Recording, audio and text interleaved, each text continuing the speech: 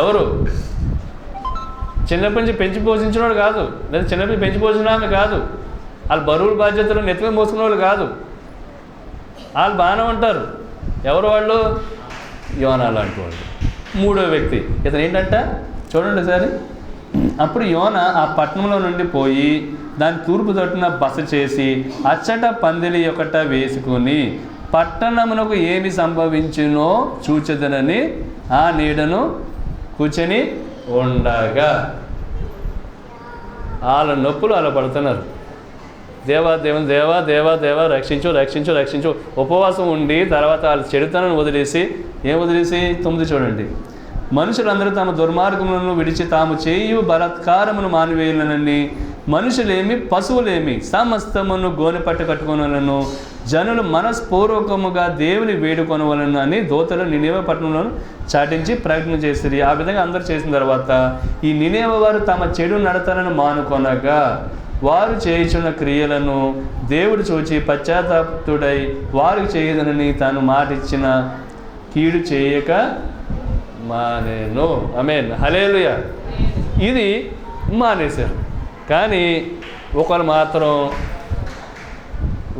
మాత్రం చూద్దాం, జరగకుండా ఉంటుందా? ఎవరైనా మళ్ళీ ఈయనకి మరి నీళ్ళలో కూర్చోవడం ఒకటి, మరి పాపిష్టి పనులు జరుగుతాయా లేదని చెప్పి చూడటం కోసం మరి ఇతను మరి నీళ్ళలో కూర్చోవడం. చూడండి, ఆ నీళ్ళను కూర్చొని ఉండగా కొంతమంది అండి సంబంధం లేనటువంటి వాళ్ళు బరువులు మోయరు, అవతల బాధ్యతలు కూడా మోయరు. ఇంకా ఏమైనా సరే హెల్ప్ చేయాల్సినటువంటి అవసరం వస్తే ఇరుగు పొరుగు ఎవరైనా బంధువులు ఎవరైనా హెల్ప్ చేయి అని చెప్పి అన్నాం అనుకో, మాకు మేము ఖాళీగా ఉన్నామేంటి అని అంటారు.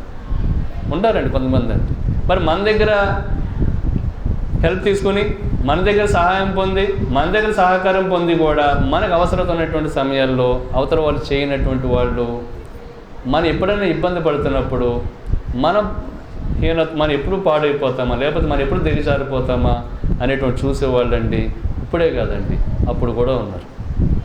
ఎవరు అంటే ప్రార్థనా పరులలో కూడా ఉన్నారు అనటానికి ఈ యొక్క స్టోరీ ద బెస్ట్ ఎగ్జాంపుల్.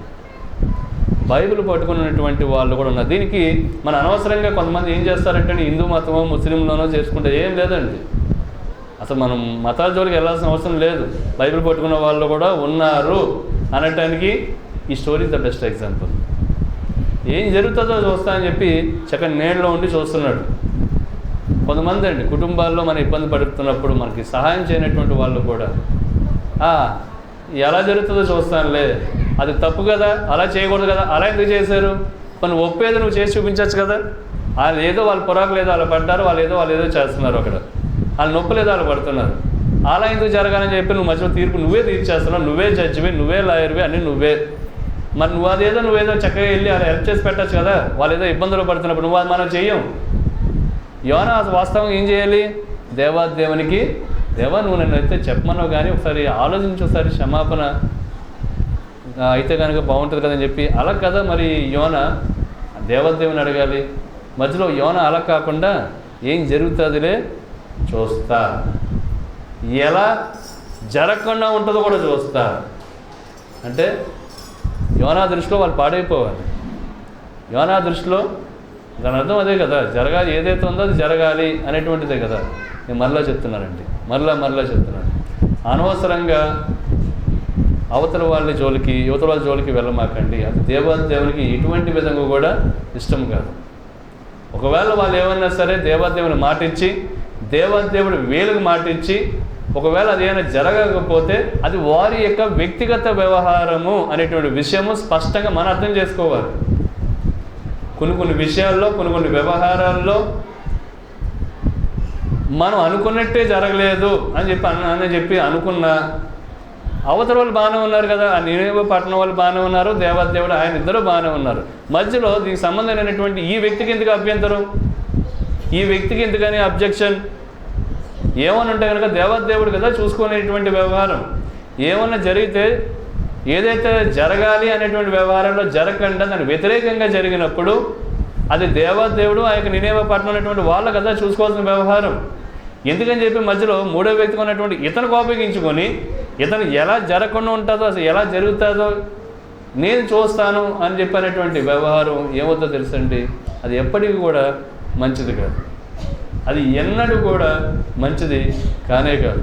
అది ఖచ్చితంగా దేవుని దృష్టిలో ఎలా ఉంటుందో తెలుసండి, అది హింసాత్మకమైనటువంటి ఆలోచన ధోరణిని దేవునికి మనం తెలియజేస్తున్నాము అనే విషయం మనం గమనించుకోవాలి. చదవండి ఒకసారి. దేవుడైన యెహోవా సొర చెట్టు, యోనా 4:6, 763. దేవుడైన యెహోవా సొర చెట్టు ఒకటి ఏర్పరిచి అతనికి కలిగిన శ్రమ పోగొట్టుకై అది పెరిగి యోనా తలపైగా నీడ ఇచ్చినట్లు చేశాను. ఆ సొర చెట్టును చూచి యోనా బహు సంతోషించాను.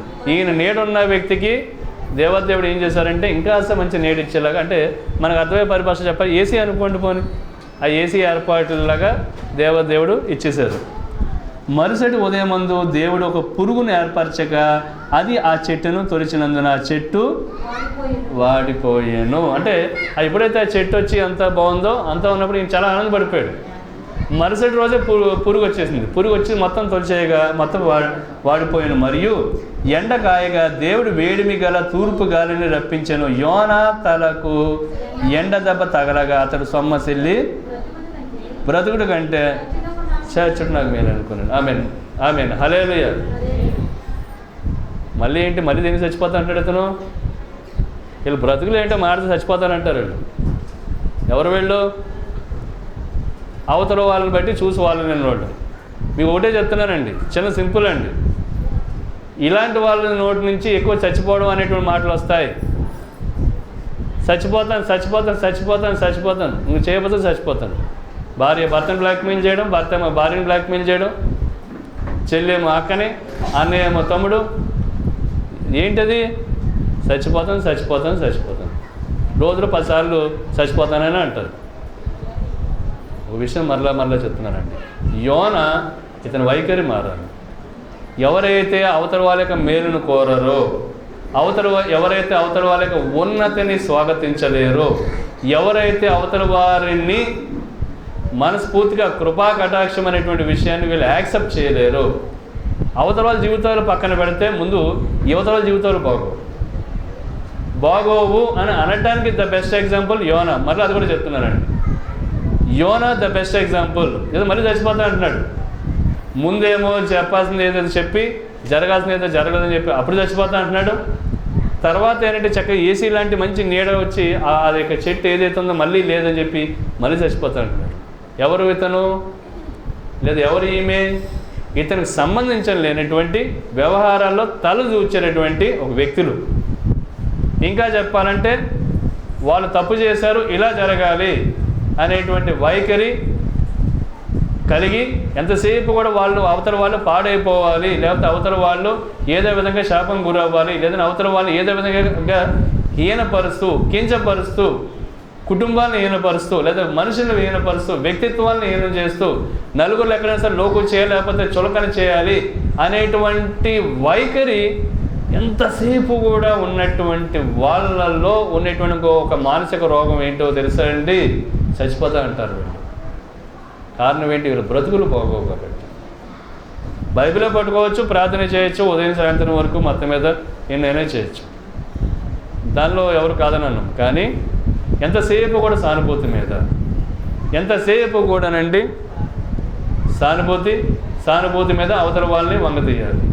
దేవుణ్ణి ఇప్పుడు ఎవరు వంగతీద్దాం అనుకుంటున్నాడు? ఇప్పుడు చచ్చిపోతానని చెప్పి భార్య ఏమో ఎవరిని అనొచ్చు, భర్తను అనొచ్చు, ఈ పని చెప్పి చచ్చిపోతానని చెప్పి. ఇక్కడ ఎవరు లేరు కాబట్టి ఇప్పుడు ఎవరు వంగతీద్దాం అనుకున్నాడంటే ఇతను ఎవరినండి? దేవుని వంగతీద్దాం అనుకున్నాడని చెప్పి బ్రతికి సాధించాలి. ఏదైతే ఉందో సమస్యలు సమస్యలను అధిగమించాలి. అది కదా దావీదు ఉన్నాడండి. సమస్యలు ఉన్నప్పుడు సమస్యలు యాక్సెప్ట్ చేసి బ్రతికి సాధించాడు. ఎస్తేరు సమస్యలు ఉన్నప్పుడు ఉపవాసం ప్రార్థన చేసి బ్రతికి సాధించింది. మరి ఇతను పరిస్థితి వచ్చేప్పటికి, మానసిక స్థితి వచ్చేప్పటికి ఏమైందో తెలిసిన మాట్లాడితే చచ్చిపోతాను. మరలా చెప్తున్నారండి, జాగ్రత్త. నువ్వు ఎవరిని ఉద్దేశించైనా సరే, ఏ కుటుంబాలు ఉద్దేశించైనా సరే, లేదా ఏ ఒక్క వ్యక్తి యొక్క సమూహాల గురించి అయినా సరే వాళ్ళ యొక్క నాశనం కానీ కోరుకుంటూ ఉన్నట్లయితే, వాళ్ళు ఒకవేళ తప్పుడు పనులు చేస్తున్నారని చెప్పి నీకు అనిపిస్తున్నట్లయితే అది దేవుడు చూసుకుంటాడు. కానీ నీకు నువ్వే జడ్జిగా మారితే నీ జీవితం మీద ఇబ్బంది పడతావు అని అనటానికి యోనా ద బెస్ట్ ఎగ్జాంపుల్. నీ జీవితమే ప్రశ్నార్థకంగా మారిపోతే అప్పుడు సమాధానం ఎలా చెప్తావు అనేటువంటి వైఖరికి యోనా ద బెస్ట్ ఎగ్జాంపుల్. చదవండి ఒకసారి. మరలా ఎండ కాయగా దేవుడు వేడిమి గల తూర్పుగాని రప్పించెను. యోనా తలకు ఎండ దెబ్బ తగలగా అతడు సొమ్మసిల్లి బ్రతుకుడు కంటే అప్పుడు దేవుడు, ఈ సొర చెట్టును గురించి నీవు కోపించడం న్యాయమా?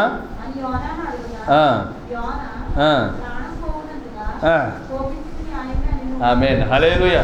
ఈయన సమాధానం చూడండి. ఈయన సమాధానం ఏంటి?